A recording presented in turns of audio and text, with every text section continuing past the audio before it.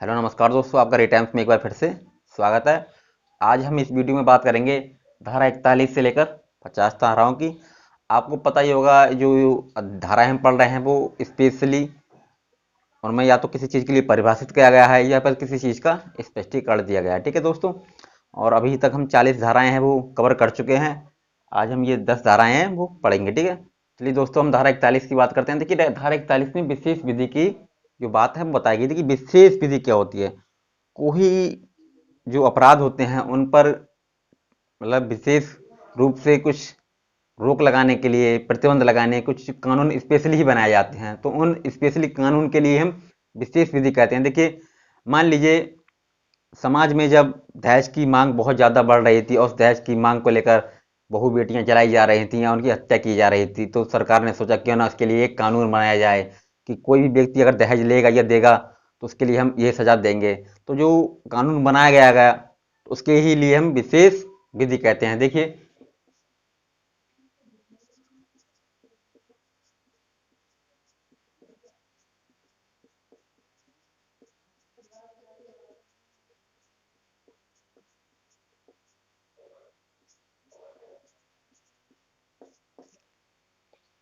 देखिए दोस्तों, दहेज प्रतिषेध अधिनियम 1961 में आया था कि जो समाज में जो दहेज की जो लेकर जो हत्याएं वगैरह अपराध हो रहे थे उन पर लगाम लगाने के लिए सरकार ने एक जो नियम बनाया था या कानून बनाया था, दहेज प्रतिषेध अधिनियम 1961।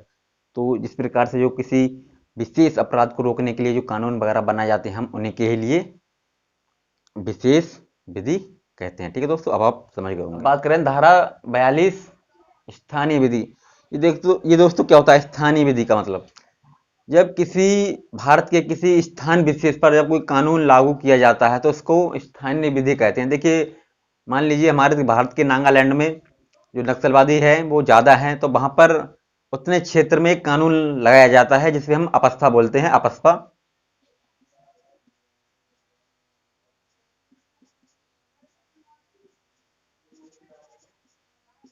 देखिए जो अपस्पा है वो 1958 में आया था, अर्थात 1958 में जो अपस्पा आया था वो होता क्या है, जहां पर आतंकवादी या नक्सलवादी क्षेत्र होता है वहां पर ये विशेष जो कानून है वो लागू किया जाता है। उससे होता क्या है कि जो वहां के जो जो भी प्रशासन अधिकार हैं वो सब मिलिट्री अपने हाथ में ले लेती है। एक प्रकार से आप समझ सकते हैं ये एक प्रकार का मिलिट्री शासन ही है।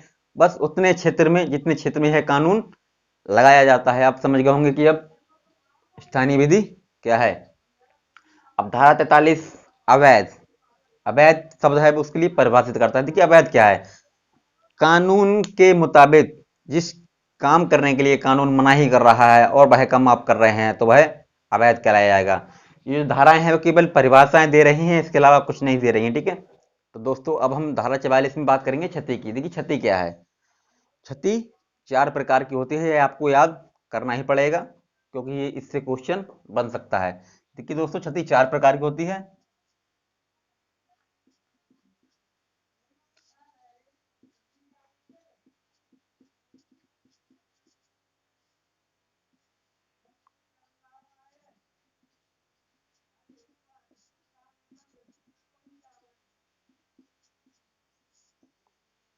देखिए दोस्तों जो क्षति है वो 4 प्रकार की हो सकती है। ठीक है, शरीर की क्षति हो सकती है, कोई आपके साथ कोई आपका अंग तोड़ फोड़ दे या आपके शरीर को कोई नुकसान पहुंचा दे।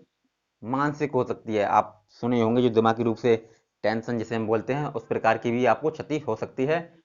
खुआती अर्थात आपके मान सम्मान को कोई क्षति पहुंचाए, जैसे आपके बारे में कोई गलत जो बातें हैं वो मतलब प्रचार प्रसार करे तो आपसे आपका जो ख्वाति है उससे पर गलत प्रभाव पड़ेगा।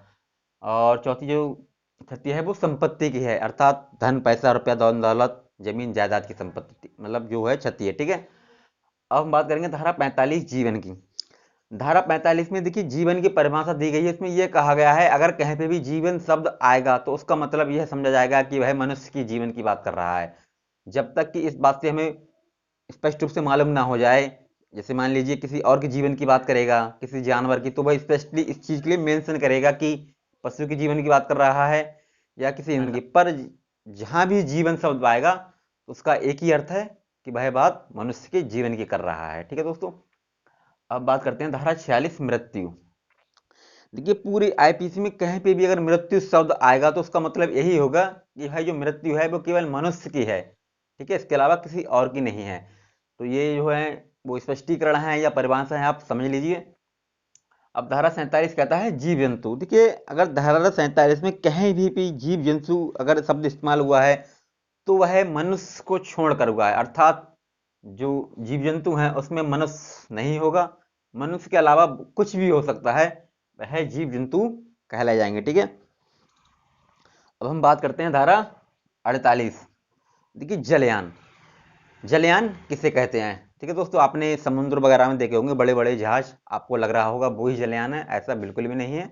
देखिए जलयान क्या है कि मानव यानी मनुष्य और किसी भी प्रकार की संपत्ति के लिए अगर वह पानी में इधर से उधर कर रहा है, अर्थात मतलब एक तरफ से दूसरी तरफ पानी में जो यातायात कर रहा है, तो वह जलयान कहलाया जाएगा, चाहे वह छोटा हो या बड़ा हो। मान लीजिए कि आप नदी में कोई सी छोटी नाव से अगर पार कर रहे हैं और वह आपके लिए पार करा रहा है, तो वह भी एक प्रकार का जलयान ही है, आप समझ गए होंगे। धारा 49 वर्ष या मास के लिए बताता है कि दोस्तों वर्ष या मास क्या है। इसमें साफ साफ ये कहा गया है, कहीं भी वर्ष या मास का जिक्र होगा तो वह ब्रिटिश कैलेंडर अर्थात जो हम देख रहे हैं जनवरी फरवरी मार्च अप्रैल, इसी प्रकार से वो हैं वो माने जाएंगे या फिर गिने जाएंगे, ठीक है दोस्तों। अब धारा 50 धारा की बात करता है। देखिए धारा 50 में ही धारा की चर्चा है, अर्थात कि धारा अब आप समझ गए होंगे, जैसे कि मान लीजिए कि धारा 49 धारा 50 धारा 51 जो धाराएं हैं उन्हीं की ही बात करता है और कोई बात नहीं करता है। तो ये छोटा सा वीडियो था, अब आप समझ गए होंगे। देखिए दोस्तों ज़्यादा टेंशन वाली बात है नहीं, बस एग्जाम में ये क्वेश्चन पूछेगा कि जीवन की परिभाषा है वो किस धारा में है, तो आपको पता होनी चाहिए धारा 45, और इससे ज़्यादा वो बात नहीं करेगा, ठीक है। इसी प्रकार से वह कहेगा कि जो जलयान है वो किस धारा में परिभाषित किया गया है, तो धारा 48। आप चाहें तो इसका स्क्रीनशॉट ले लीजिए, ठीक है, या फिर पॉज करके लिख लीजिए। आगे की जो धाराएं हैं हम आगे की वीडियो में चर्चा करेंगे, तब तक के लिए धन्यवाद।